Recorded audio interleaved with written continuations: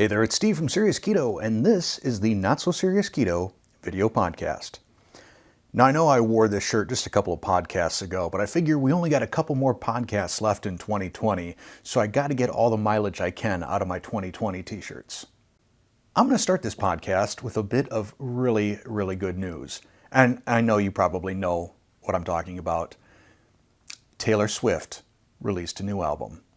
I mentioned in that last podcast that I was waiting for that singular event that could save 2020. Well, now we can all breathe a sigh of relief. 2020 has been saved. Hashtag sarcasm. Actually, my good news is I slept for 9 hours last night. The only time I woke up was when Colton, my grandson, he woke up. I think he had a bad dream. And that woke me up, but I went right back to sleep. It was amazing.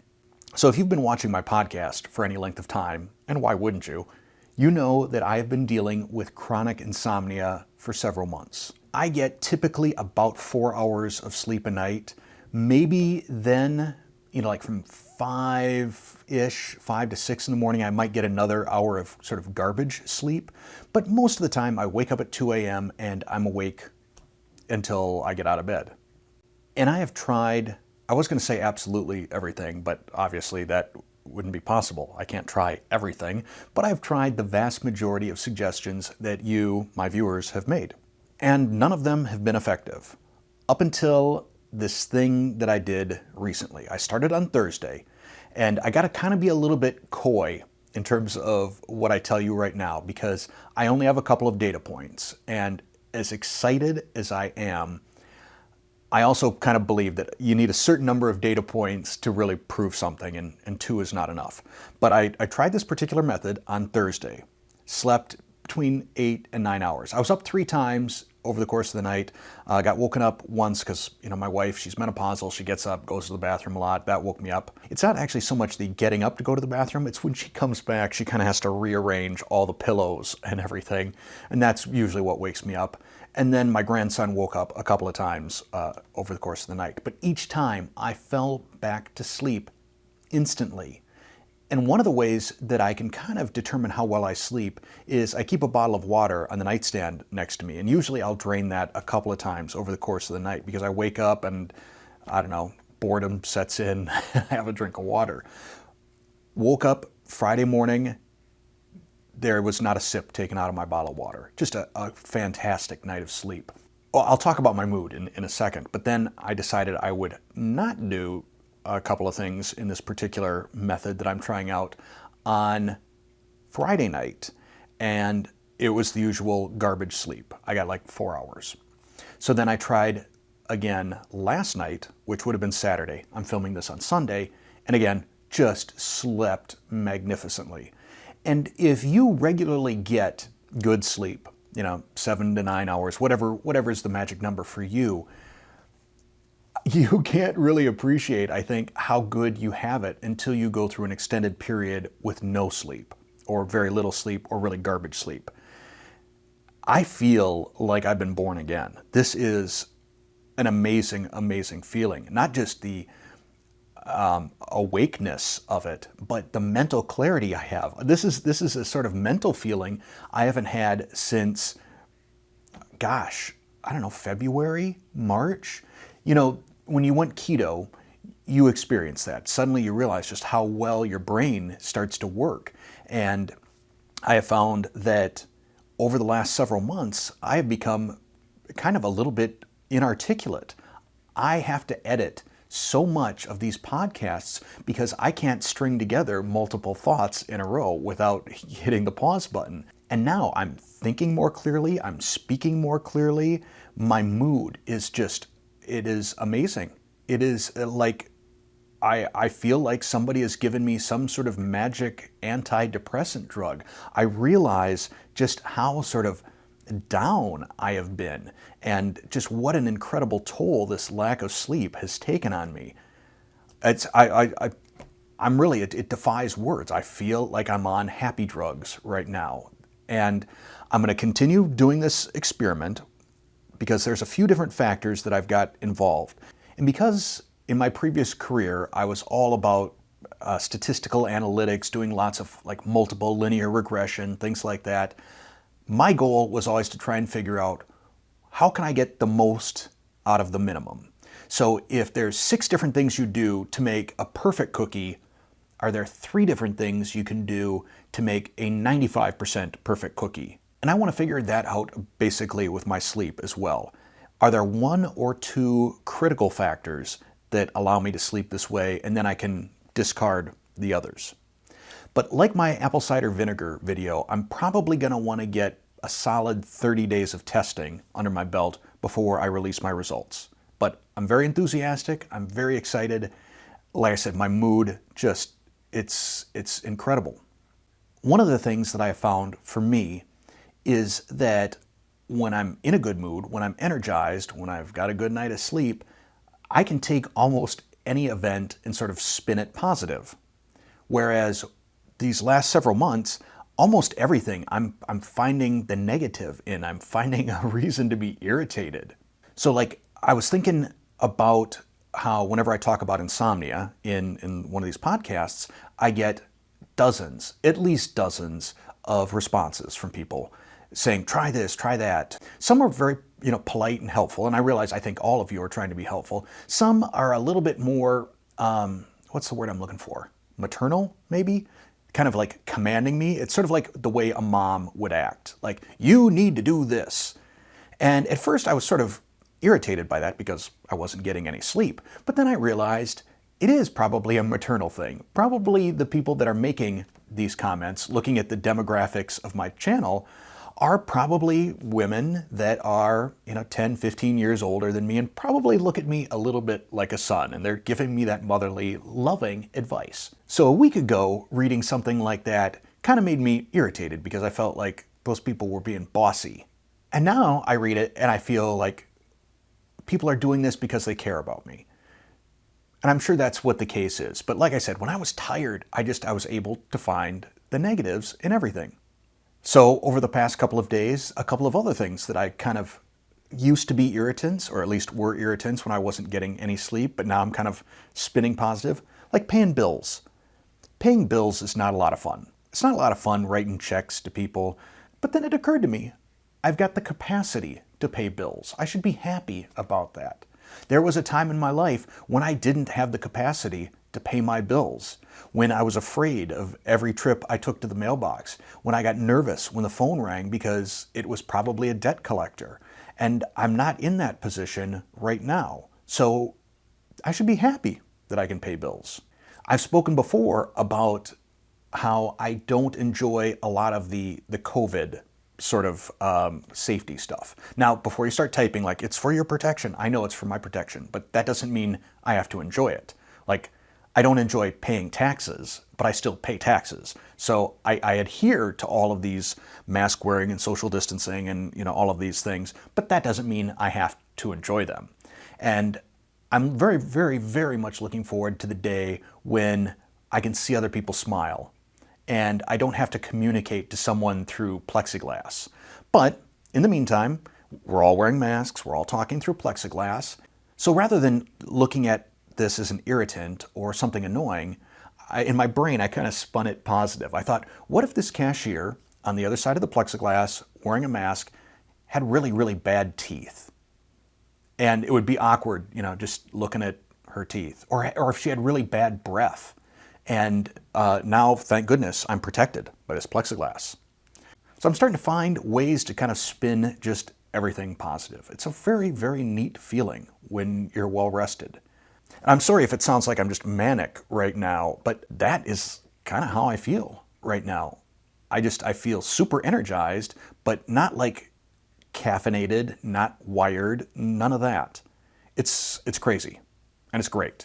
And I hope that this is not a fluke. I hope that I've cracked the code on this, and if I have, expect to see a video probably sometime in January. Another thing we talked about last week was the phrase, I'm going to be honest with you, or let me be honest with you, or if I'm being perfectly honest with you, as sort of a preamble to some sort of statement.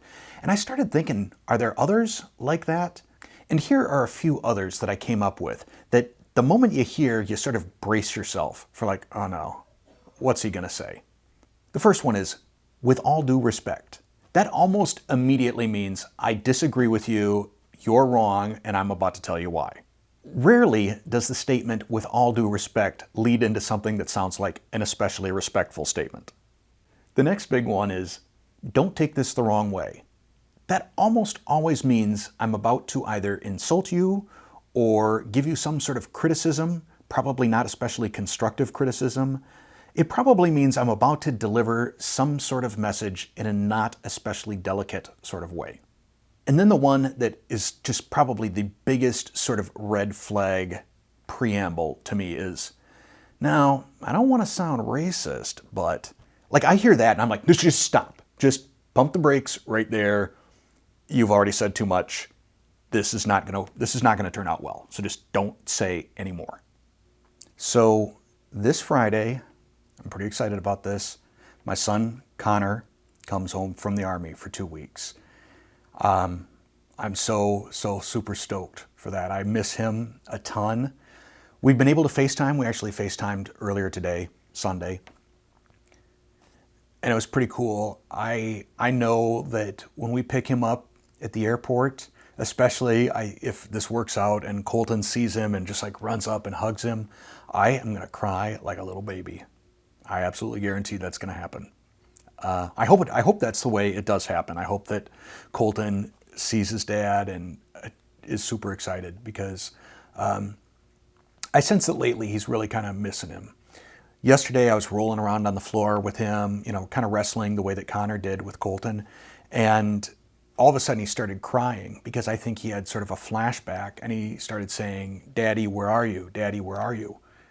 So, yeah, it's going to be very cool. It's going to be a lot of fun for 2 weeks, having Connor home. We're going to have to pack a lot in.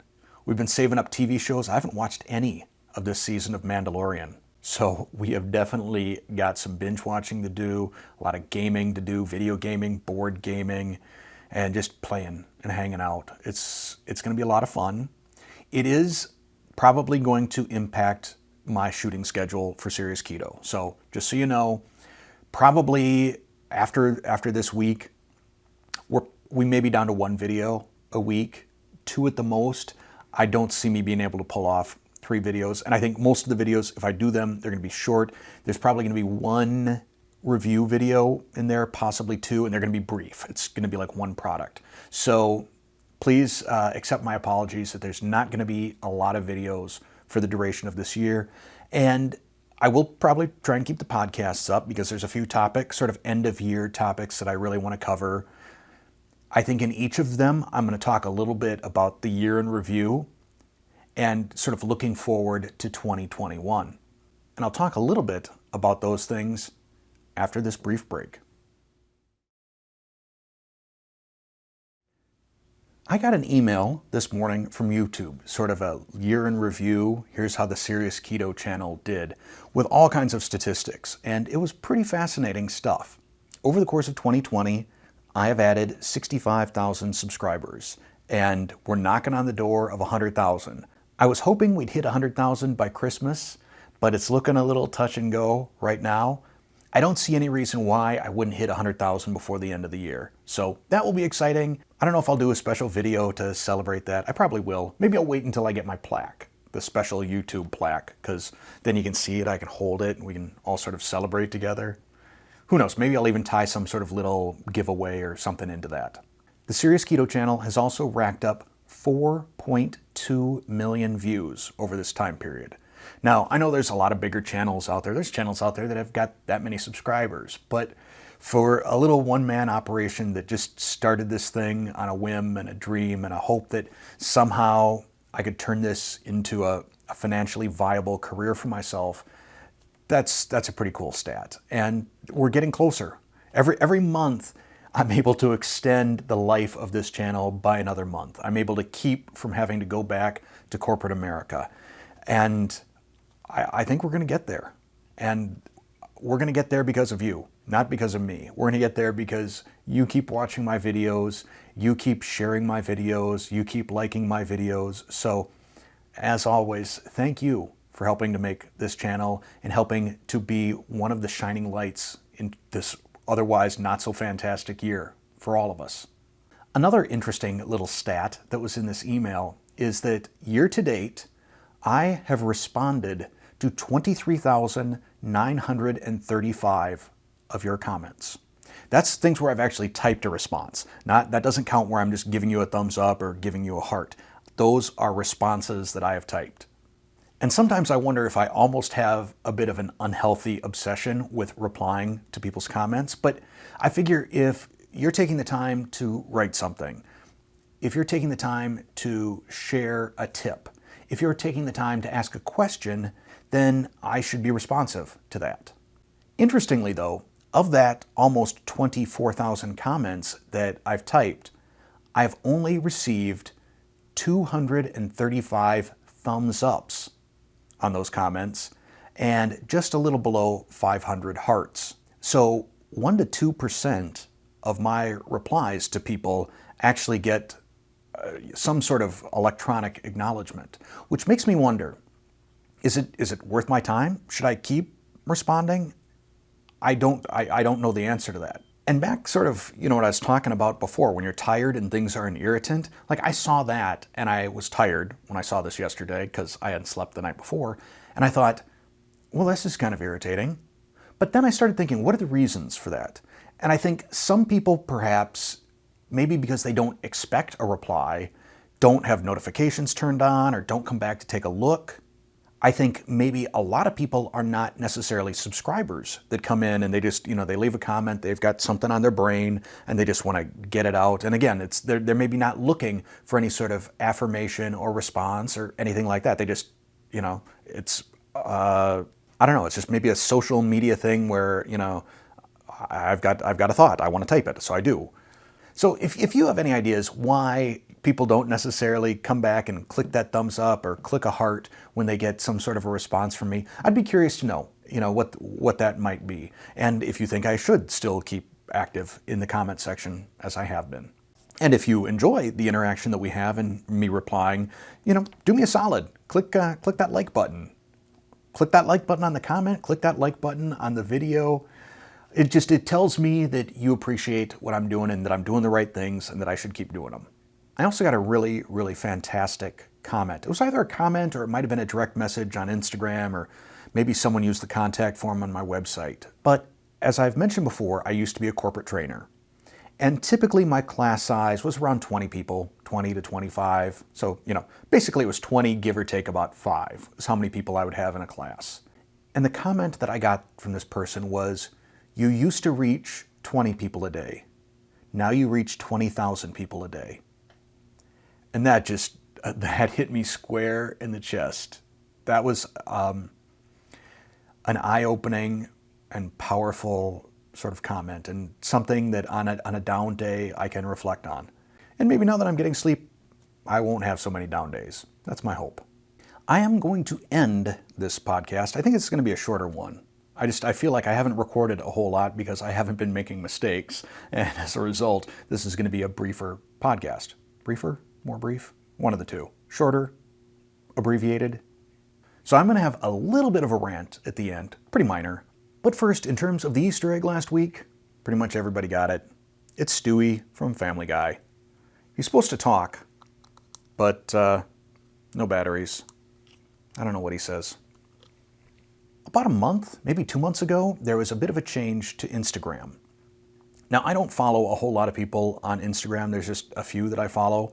And it used to be that you would see the people or channels that you follow, and that was it. Now, after you're all caught up, you get like infinite things that apparently somehow the algorithm knows what you like. So I get things like barbecue and other like food prep stuff and keto things and Star Wars stuff and stuff like that. But I do get a lot of keto food pictures. And two things I've noticed is things that are clearly not keto. There was one where some keto channel, it had keto in its name, and it was this keto mac and cheeseburger. It was a pile of what definitely appeared to be legit mac and cheese, not like keto mac and cheese. There's elbow macaroni. I'm not aware. Maybe there is some keto elbow macaroni, but I haven't seen it. I'm sure if it exists, it costs an arm and a leg. And then it was topped with what appeared to be panko. Who knows? Maybe it was pork rind panko. And then there was a burger. And then there was quite obviously a brioche bun top. This was not a keto bun. I've done enough baking in keto. This was not a keto bun. And it said only 7 net carbs per serving. And a serving size is 1 ounce. To give you an idea of what 1 ounce is, like 1 ounce is 2 tablespoons of something, generally, by weight. That is we're talking like a bite or 2 of this mac and cheese burger to get 7 net grams of carbs. So clearly not keto, clearly false advertising. That irritates me. And this is coming from a guy who periodically is dirty keto. There's still a line, you know? The other thing that kind of gets under my skin just a little bit is people using lettuce and calling it a bun. So we had the totally not keto, claiming to be keto cheeseburger, but then you get the keto cheeseburger that is a cheeseburger between 2 pieces of lettuce. This is not a cheeseburger. This is a lettuce wrap. I'm not saying there's anything wrong with a lettuce wrap. I'm totally cool with the lettuce wrap. But let's call it like it is.